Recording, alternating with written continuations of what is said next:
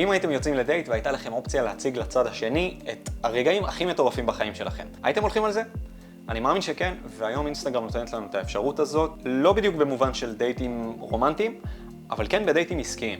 מה זה אומר? אינסטגרם שחררה אפשרות שנקראת Reorder Grid, שזאת האפשרות בעצם לסדר את העמוד שלנו, את הפרופיל שלנו, באיזה צורה שאנחנו רוצים להציג, איזה תכנים שאנחנו רוצים למעלה, איזה תכנים שאנחנו פחות אוהבים, טיפה יותר למטה, והדבר הזה הוא מדהים כי הוא עוזר לנו לחזק את הרושם הראשוני בין צופה שנחשף לתוכן שלנו פעם ראשונה ועכשיו הוא נכנס לפרופיל שלנו כדי לחקור וללמוד עלינו ולראות מה עוד יש לנו להציע, וגם לאנשים שכבר עוקבים אחרינו והם ככה ברמת בשלות יותר גבוהה והם נכנסים לפרופיל שלנו, יש לנו פה הזדמנות לייצר את הרושם הראשוני הכי חזק שיש. עד היום אינסטגרם הייתה עובדת בצורה כרונולוגית, שזה אומר שהסדר בפרופיל שלנו היה לפי הסדר שבו אנחנו מפרסמים פוסטים. הפוסט האחרון מופיע הכי למעלה, פוסטים יותר ישנים נדחקים למטה. היום זה שונה. נכון, אני יודע שיש את האופציה של לנעוץ פוסטים, אינסטגרם מאפשרת לנו, כבר אפשרה לנו לנעוץ 3 פוסטים שהם יופיעו תמיד בחלק העליון של העמוד. אגב, זה גם פיצ'ר שהוא מדהים והוא מאוד חזק. הערת צד, יש לי איזושהי אסטרטגיה שאני עובד עם לקוחות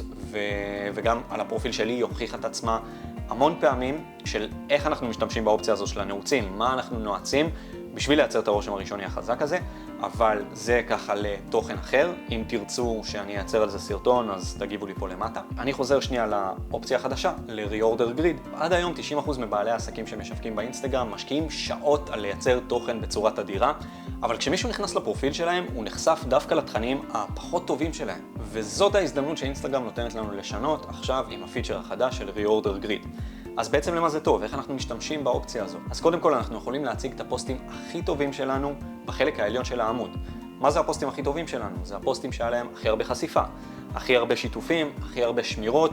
בעצם כל פוסט ששחררנו, שהוא עבד לנו בצורה טובה, זה בעצם אומר שהקהל יתחבר אליו בצורה כזו או אחרת. אם אנשים שמרו, זה אומר שהם ראו בו ערך, שהם רוצים לחזור אליו.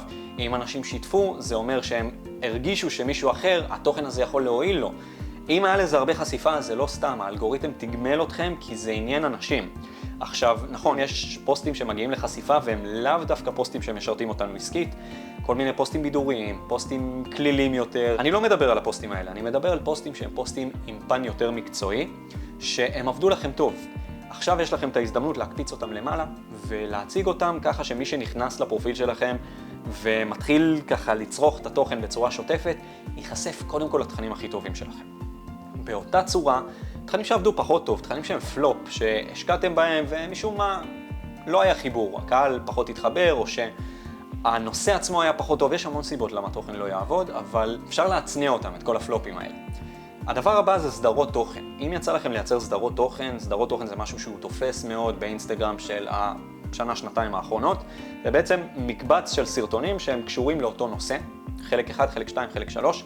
לדוגמה, לי היה מקבץ של 3 סרטונים על סיפור שלי שגירשו אותי מפורטוגל. העליתי 2 סרטונים בצורה רצופה, ואז לפני הסרטון השלישי העליתי תוכן בין לבין. בסרטון השלישי הרצף שלי נשבר, זאת אומרת שמי שנכנס לפרופיל שלי ורצה לצרוך את הסדרה, ראה את הפרק הראשון, אחרי זה ראה את הפרק השני, ואז הוא היה צריך לחפש את הפרק השלישי. אז עכשיו אני יכול לקבץ אותם, ואנשים יכולים לראות אותם ברצף, בלי תכנים שנכנסים באמצע. ואפרופו הסיפור שהיה לי עם פורטוגל, אני חוזר עכשיו לייצר תוכן אחרי תקופה מאוד ארוכה של עזיבה של פורטוגל. היינו אמורים לחזור לארץ להתחתן, אבל הייתה מלחמה עם האיראנים, אז מצאנו את עצמנו בחודש באתונה, ואחרי זה כן הגענו לארץ והתחתנו, ועכשיו אנחנו בתאילנד. אני מצלם את הסרטון הזה מפוקט, אחרי הרבה מאוד זמן שלא יצרתי תוכן.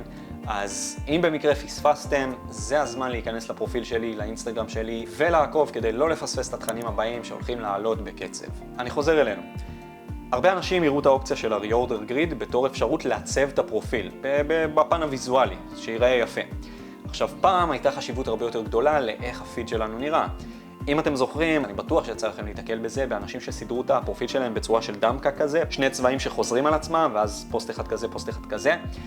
ואז היה ממש צריך לתכנן את הפיד, את איזה פוסט אני הולך לעלות כדי לא לשבור את הרצף הזה. והרבה פעמים גם הרצף הזה היה נשבר, כי אין מה לעשות, מאוד קשה לעבוד ככה. אז מי שרוצה היום יכול בעזרת ה-Reorder Grid לחזור לעיצוב של הדמקה, או כל עיצוב שהוא לא יבחר, זה אפשרי היום. עם זאת, אני אגיד לכם דבר כזה, זה לא משהו שהייתי מקדיש לו זמן, זה לא משהו שהייתי מתעדף גבוה, כי שוב, פעם הייתה לזה יותר חשיבות, פעם אינסטגרם בכלל הייתה פלטפורמה של צלמים, הכל היה סביב הוויז'ואל, היום זה כבר לא כך. תמונות קאבר כן צריכות להזמין את הצופה להיכנס לפוסט, אבל זה לא צריך להיראות מפונפן או מעוצב או משהו כזה או אחר.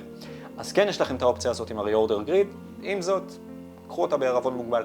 בשורה התחתונה, ה-Reorder Grid מאפשר לנו לסדר את הראש של הפרופיל שלנו, את החלק העליון של הפרופיל שלנו, בצורה שתייצר את הרושם הראשוני הכי חזק שיש, שתגרום לאנשים שהם לקוחות פוטנציאליים להיכנס ולצפות בתוכן שהכי יחזק את המעמד שלנו מולם, והכי ייצור להם אפקט של שכנוע ורצון להתקדם הלאה לשלב הבא במשפך שלכם.